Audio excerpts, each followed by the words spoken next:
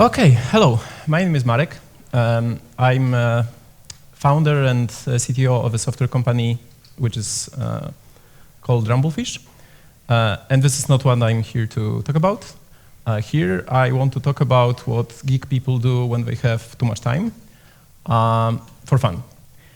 So essentially, we develop software for our clients, and we cannot have all the capacity assigned to projects all the time.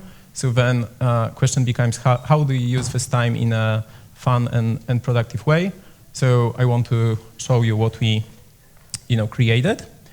And this is really, this really comes from this piece of code. And I want to ask you all, does anyone recognize this piece of code? Does anyone feel emotionally connected with this piece of code? Or anyone at least knows what library this code is from? No? Am I in my room? Okay. So this is actually OpenZeppelin. And what I wanted to talk about is this line, because the title of this presentation is like what to do when the error is swallowed. So I should start with what swallowed means. So really in this line of code, we have an example of a situation where an error will be swallowed, because here this is a piece of code in OpenZeppelin where there is interaction with, this is safe ERC20 library. So this is what you use in your protocol to interact with a piece of code that you don't know, you don't trust. So hence the name, safe ERC20. So in here, this is actually like a wrapper. It wraps a call to a foreign smart contract, but then if the foreign smart contract misbehaves, the error you will get is this one, safe ERC20 low-level call failed. And oh boy, this sentence means nothing to you, but I'm very emotionally connected to this sentence. And it goes all the way back to year 2020. I don't know if you remember year 2020.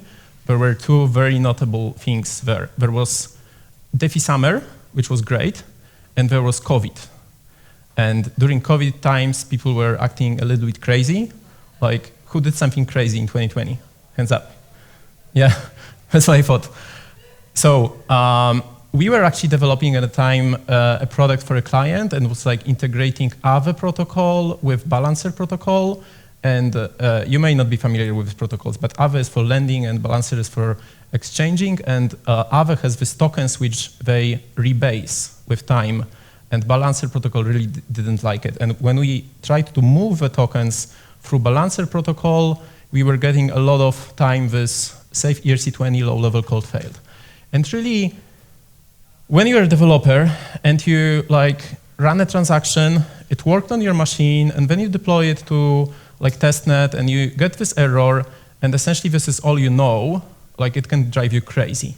And it's true story, I actually had one of my very good developers quit because of this error, and when we had a conversation about him leaving a company, he told me that he cannot stand it, that he's getting this error and it's just like messing with his head.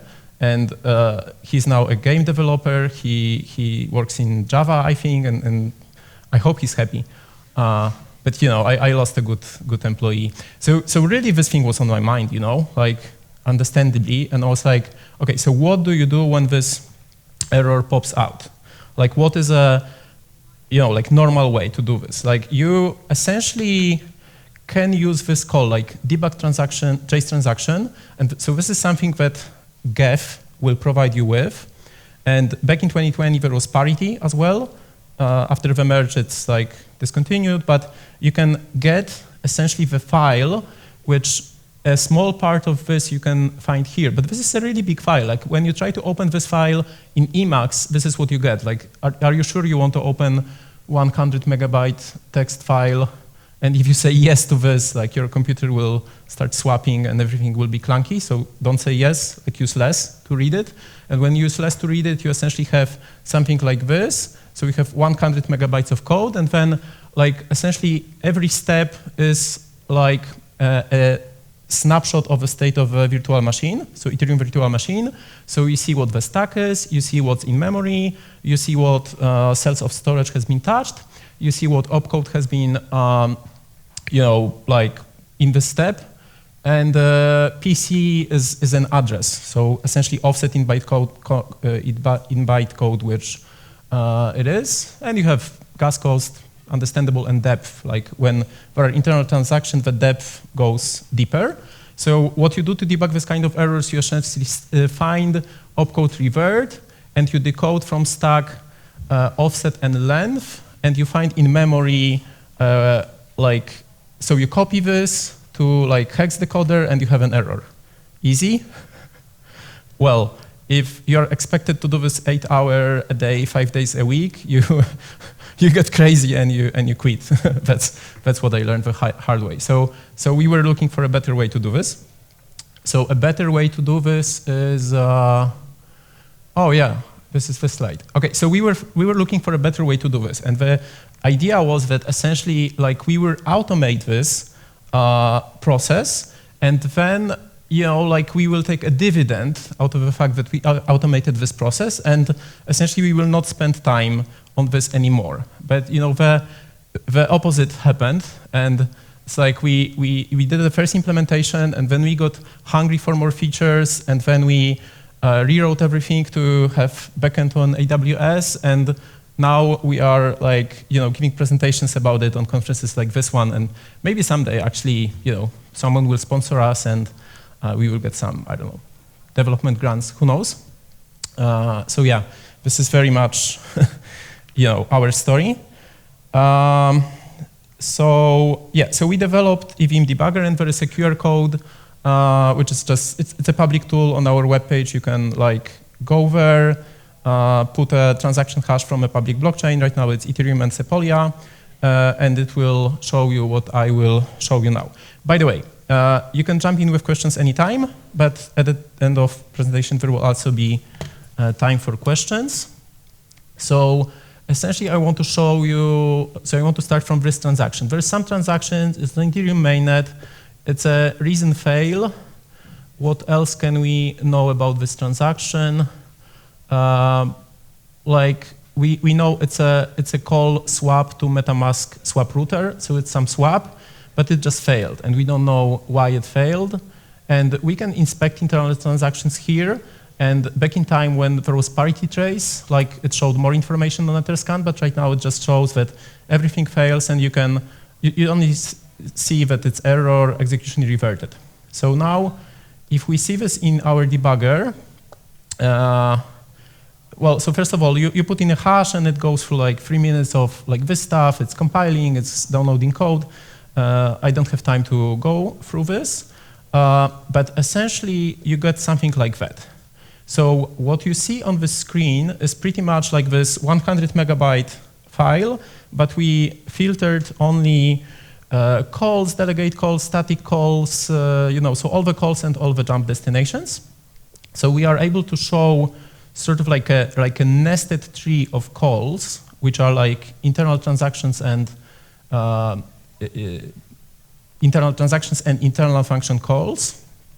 And actually, when something fails, we can even see the error. In this case, this is return amount is not enough, and we can click it, and there is actually a way to filter for reverts, and we can click the revert. Oh, so here is a like solidity code line where the error originated from. Pretty cool, right? So so maybe there are questions to this because it was very fast. Anyone? Everything clear? Okay, so what we did here is like, so in this left bottom corner, we are essentially showing the entire list of all the states of virtual machines. So we can like click through the states, and or you can go with a mouse. Well, okay, maybe it's better to show here. So you can essentially go step by step through your smart contract, and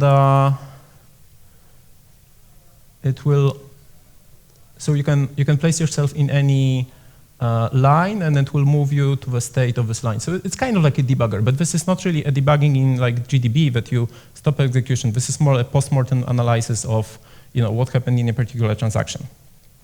So you can use it to essentially see the errors, so like the code errors, but it can do much more.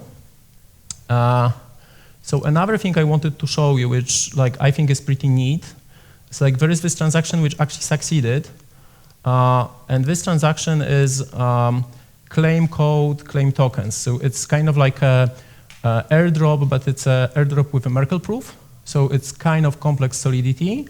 And what I find fascinating about this is that you, for example, have an external function like which has call data parameter. So I don't know if you ever ask yourself, like, what does it mean that the function has call data modifier?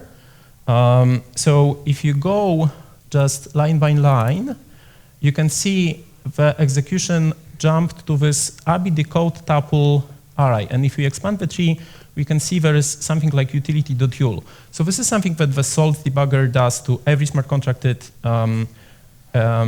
compiles. It's at sort of like a static code. And in the static code, you have all the code for essentially debugging all the complicated structures. We will not go through this line by line, but I really encourage you to go through this file at least once in your life, because you will understand salts 5 times better than you understand it now, because it's sort of like internals of salts, and I mean, you will understand how this stuff works. And also, I think this part was actually quite interesting. So there is this library Merkle proof, which essentially goes through the proof, which is like an array of pretty much Keccak hashes, and it like iterates over the array, and it either. So I trust that most of you know how Merkle tree verification works. Like you go from the leaf to the root and calculate hashes. So if something like this didn't work, like in your TypeScript code, it would be very easy for you to print out all the steps pretty on each level. You can get your hash, but you cannot do this on a smart contract because there is no console log. But with this tool, you can do this, because what you can do, pretty much, you can, for example, put yourself here. So we are in a loop. So because we are in a loop, we can see that there is a total of 13 passes through this line, because there's 13 elements in a list. So we can inspect at each pass, and we can essentially go line by line. And okay, so the screen resolution is different here and there. Hold on, I lost the mouse. Yeah, so we can find here mload, which is when it's actually loading things from memory. And then in memory, we can find the word that is loading. Oh, this is actually loading an offset. Hold on, I want another mload. So it's actually loading.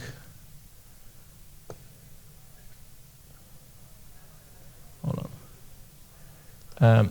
Yeah. So essentially, yeah. So this is the interesting bit. So here it's actually calculating the hash, and if you see, so here you have an offset and you have length. So you can decode from this that this is the part that is getting Keccaked. So you can pretty much just place yourself anywhere in the code and just like reconstruct the state of your memory and of your variables at any given time. And what is more, like in all the internal calls, you can see the arguments of the calls, because it so happens that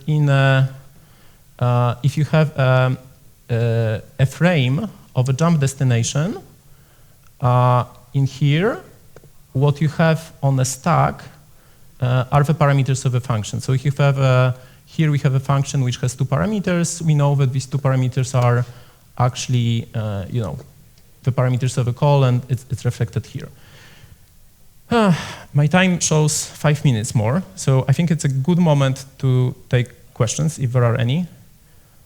Yes? Do you make some plan to make some plugin for VSC, for example, that is used for development? Yeah. Okay, so there is something like this actually in Hardhat. So Hardhat comes with a plugin which does something like this. This is not going to work because it's on the AWS. So we essentially are using forking node to like simulate these transactions and get their debug trace. So it has to be, it cannot be on your computer pretty much. Yeah, because it seems cool for development. It much better stack trace than Hardhat that have. Yeah. And easier use. So to go UX, UI, and you have everything explained there. So it would be good thing to have for local host. Yeah, so we are actually using this for development. We're deploying to Sepolia and getting at Sepolia. I'm That's first what we do. doing in local on the Hardhat, and then I'm pushing that on the Sepolia. Yeah, no, I mean, I understand this and I sympathize. It's just like, since we have this tool, it sort of like adjusted how we do things because like we cannot do this on local. And really one of the most challenging things in this project was getting source map, because like the fact that we can place a step and then see the line in Solidity or even part of line Solidity, this means that we are actually compiling code on the backend to reconstruct the source maps. And I think there is 23 different versions of salts. So it's a mess. Like it really is quite a big backend right now, and a lot of lambdas working together.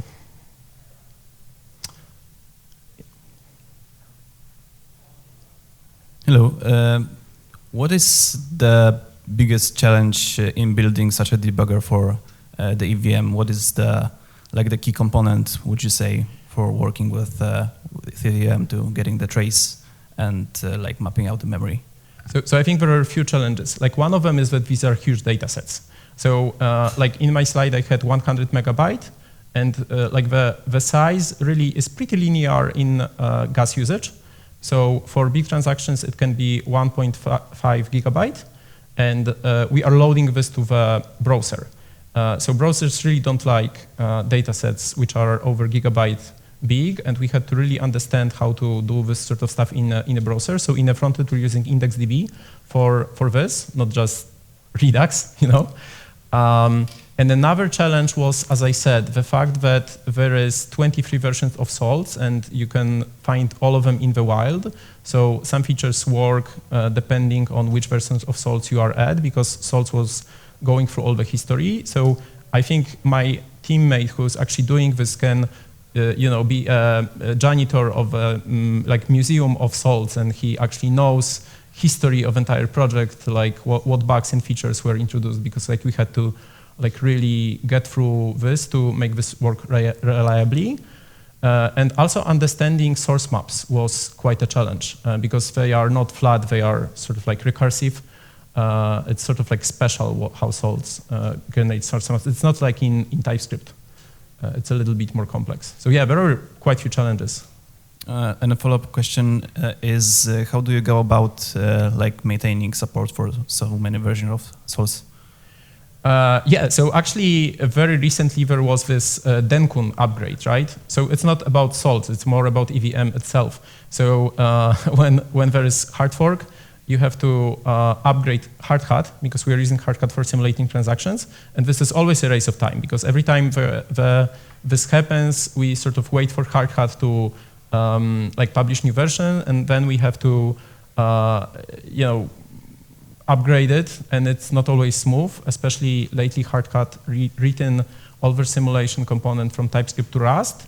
And yeah, I mean, it took us, I think, 2 weeks to, like learn how to use the new implementation. So there are times in which, not all the features work perfectly, because as I said, this is a passion project, and right now there's no one working on it because the developer who worked on it is in a project, but like when he finished, he will go back and make some fixes. So this is not, you know, a production grade, you know, set in stone kind of thing. It's very fluid, but we are, you know, doing our best to maintain it and to develop it. And we have really cool ideas of what we want to add as well. Thank you. Thank you.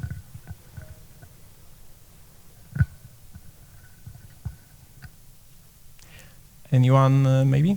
Questions? Okay, if there is no more questions, thank you very much for having me and for listening. And yeah, thank you.